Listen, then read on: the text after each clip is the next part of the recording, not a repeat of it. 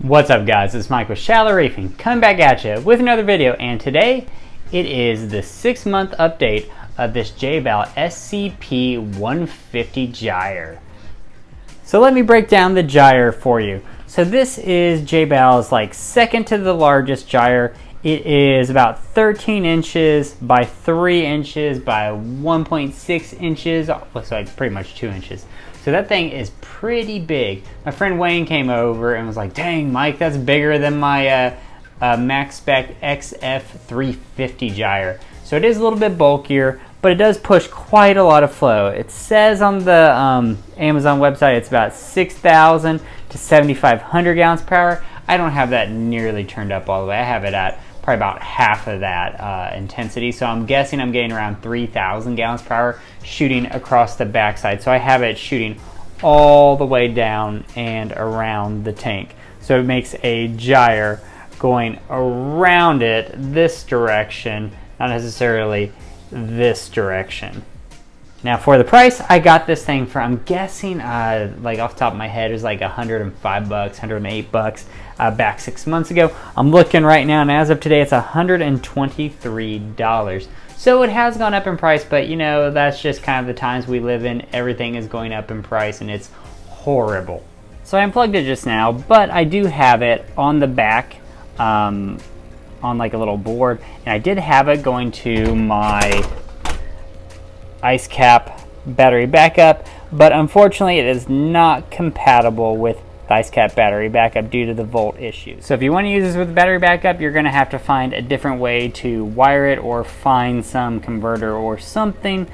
Something off the shelf is not going to work for you. So other than my mistaken battery backup issue, I have had no problems with this pump. I've cleaned it twice. So every 2 months I clean it, and I don't take it all the way apart. I just kind of throw it in a vinegar bath or a citric acid bath. But I did notice that this morning I did hear like a little rattling, and let's see if I can find it. See that little aquarium, not hitchhiker, but pest. I can't remember what they're called. I'm going to have to put it in the description, or right here I'll tell you what it is. But what I think is one of those guys kind of got into the impeller, and it kind of caused like a little rattling, so I'm going to have to take it apart. So let's clean this puppy and see what's on the inside. You can see I have these limpets kind of everywhere.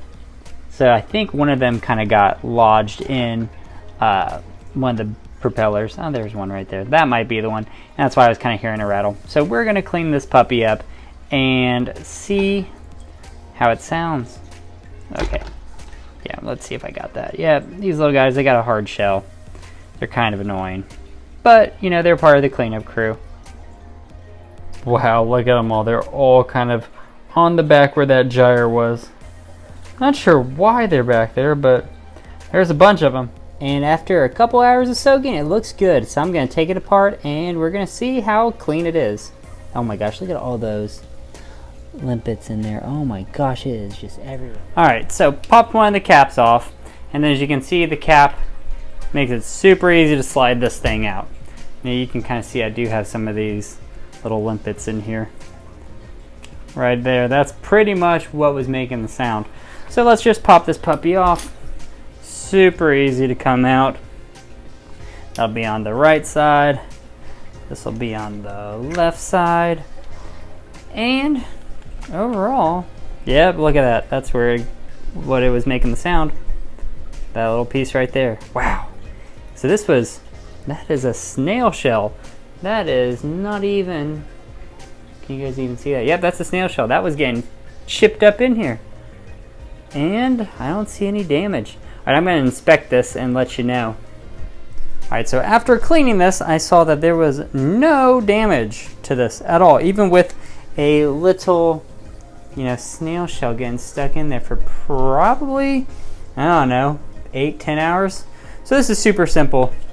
Ball bearing, or this little ceramic part, goes directly in there, and obviously this lines up. You put it together, and boom, pretty easy. You always want to make sure that they're kind of facing the same way. This acts as like a little deflector, so that way you know all the water's coming out this way. You pull this piece up, put it back into the little notch, Do it for both sides, put the caps on, and you're done. Honestly, this was about as easy, if not easier, than messing with my max spec gyre.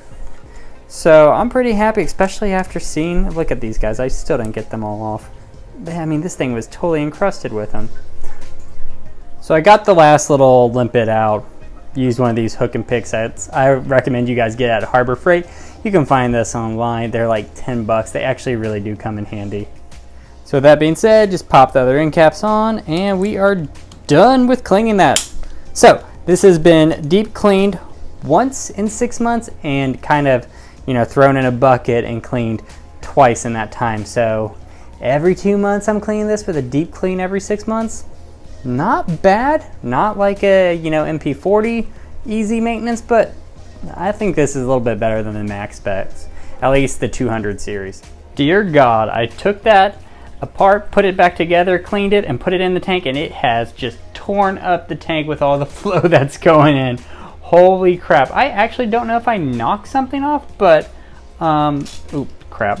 You can see one piece of my bird's nest right there had fallen off. And look at that storm kicking up there. I've never had that storm. That gyre is kicking up all that right there that's never really kicked up before. That thing is powerful. Alright guys, just got done cleaning it, putting it back in the tank and kicking up tons of sand because that is super powerful after you have, you know, been running it a little bit not clean. So I've been running it 1 notch above half and I put it back in and at 1 notch above half and it just kind of ripped through the whole tank. So I'm 1 notch below the halfway mark. And it's still kicking up tons of stuff. You can kind of see the tank's getting a little cloudy as the sun is beginning to set on the reef. Now, do I like this? Yes, it is a great purchase. This gyre's been cleaned now 3 times, once every other month, and it lasted 6 months. And it lasted with a shell in it that is just kind of ripping through it for about 10 hours. I think that's a pretty good win, all things considered. 110 bucks when I bought it, now it's 123-ish. You know, for this size tank and I just needed some more flow, why not? I don't need the gyre, the max spec gyre at like 350 bucks when something like a third of the price is getting it done for me. Now I'm going to keep updating this to let you guys know if this is something that you need to purchase in the long term. But you can kind of see I kind of took care of it, kind of didn't, and everything worked out well. Alright guys, so if you like what you see here and you want to see more, click the subscribe button. Give me a like, give me a comment, let me know if you like the content, if you like this update on the gyre, the Jebao SCP-150. I mean, as you can see, it's definitely kicking up stuff in the tank, and I kind of need to go in and fix the sand bed now. Alright, I will see you guys next time.